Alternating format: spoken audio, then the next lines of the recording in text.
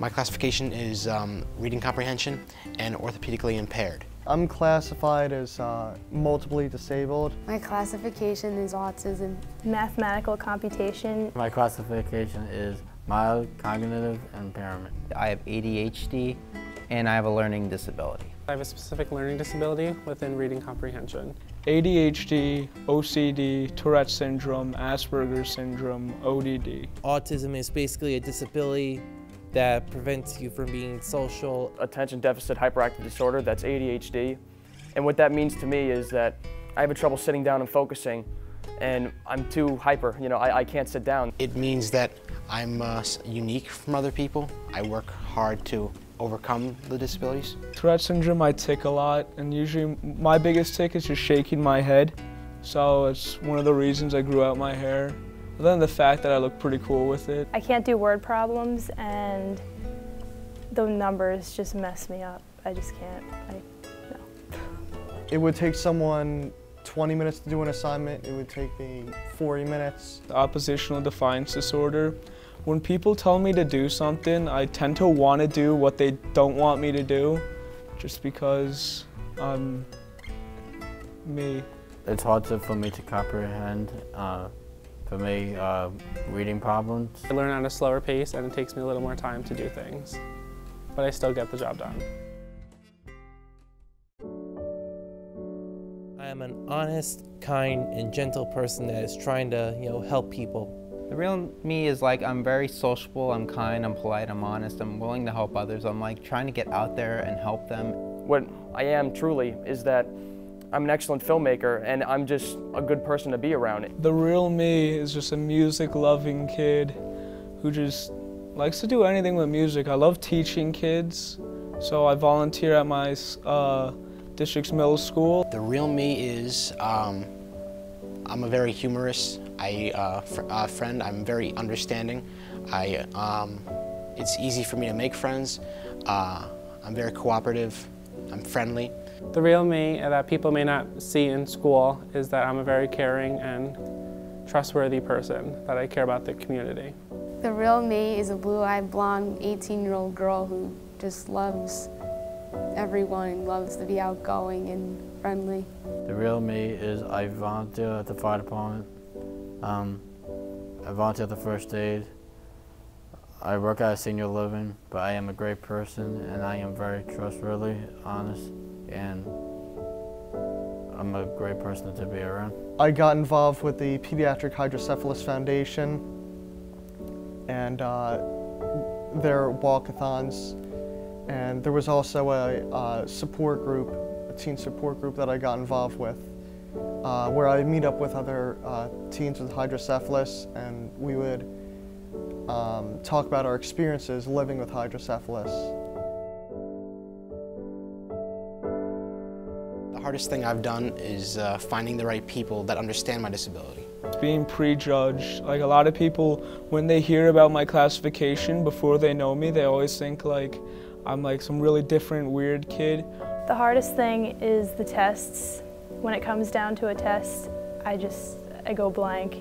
I study and try as hard as I can, but when it comes to a test, it's just out the window. It's gone. People that most of the time don't know me, but they, I ask for their patience and their understanding. I don't like being judged by other people. I don't like being left out. It's really difficult, and it gets me upset. The hardest thing for a student with disability would be trying to make new friends. Like, how else are you going to survive high school without friends? Being judged and just overcoming the judging from other people. The hardest part of me being seen as someone with a disability is I'm afraid, will people see me for who I really am? Will they want to be, are they talking to me and trying to hang out with me because they see me as a friend? Or is it because they simply are doing that because they're being polite and they really don't? They're just trying not to hurt my feelings. Just because I'm hyperactive and I can't sit down and focus doesn't mean I have to be judged for something that people put down on me. It's hard to be, for me, for having a disability, is being in a small classroom and people past the classroom and see a small classroom. I wish I can be in a big classroom, but I realize that we're all the same, but we just learn differently. Things that I've done to be successful in school are studying extra time, taking things more slowly, and everything does get done. It just takes me a little more time. I have focused more on my work instead of goofing around in class. And basically, because of this, I have achieved 15 straight honor rolls and Student of the Month. To be successful in life, I've accepted my disabilities and I've been working harder to get past them. What I have done to make myself more successful was trying to just be myself, help others, go out there. If anyone has like disabilities or who are being picked on or anything, try and help them, support them. Make them realize that they're not the only one. There's someone else out there to help them with.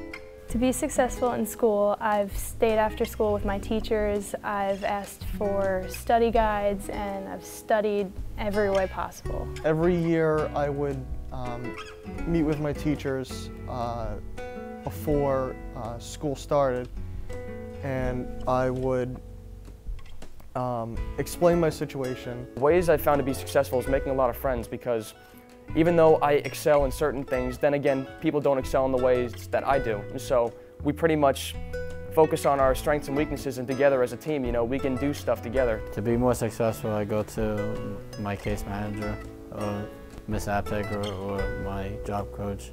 I've gotten help from teachers and friends, and that way I turned out to be a successful student anyway. How I became successful in school was basically just getting in the mindset to get my work done before anything else, and that was really hard for me for like freshman, sophomore, and junior year. So I just got in the mindset.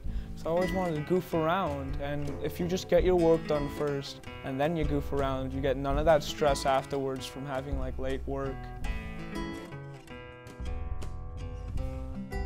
I would give advice to students with disabilities to dare to dream, to do whatever they want, to be successful in whatever they can, such as art, music, anything. The advice I would give to other students with disabilities is to just never give up on your dreams. Like, I remember being told by a bunch of different people that like going into the music field would just come out completely fruitless, because everyone thinks that we all just want to be rock stars, and the odds of that happening aren't that great, but it's always there, so just don't give up. My advice, personally, to people with disabilities and people without disabilities is just be yourself. We're all the same, but always treat people how you want to be treated, because everybody learns differently and everybody has their disability and their kind. Everybody has a weakness and a pro for them. The advice I'd give is to be yourself and don't let things get to you. To be themselves, don't let it worry them. If someone doesn't like to talk to them or see them for who they are, move on. It's their loss, not yours. Don't worry about it.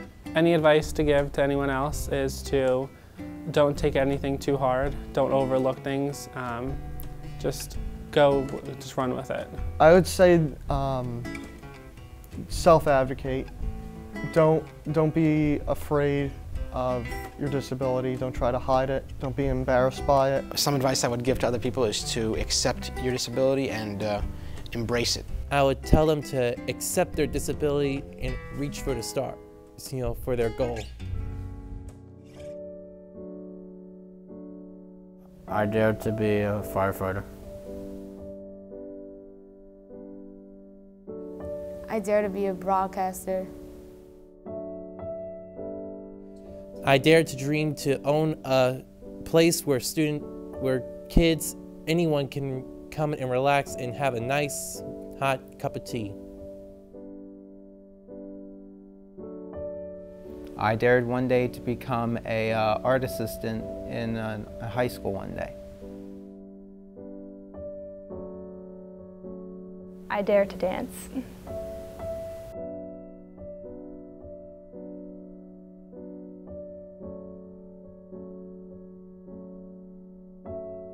I dare to become a music teacher and pass on the legacy that was given to me by my music teachers.